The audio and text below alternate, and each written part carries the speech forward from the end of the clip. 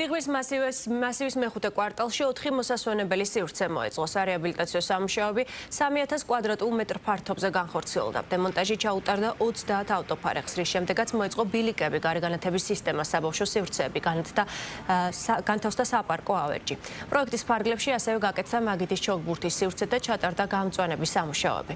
პროექტის ღირებულება 628.000 ლარია. დიდუბის რაიონის გამგეობამ დიღმის მასივის მეხუთე კვარტალში 3000 კვადრატ ფართობზე მოსასვენებელი სივრცე მოაწყო. აღნიშნულ ტერიტორიაზე 30-მდე უსახური ავტოფარეხის დემონტაჟი განხორციელდა. მეზობლები შევიკრიბეთ, მივიღეთ გადაწყვეტილება, ავიღეთ ავტოფარეხები და მის მაგივრად გაგვიკეთეს შესანიშნავი ბაღი. ეხლა გვიგებენ ასფალტს, ალბათ პარკირება მოეწყობა კიდე და ძალიან სასიამოვნო და კარგი არის.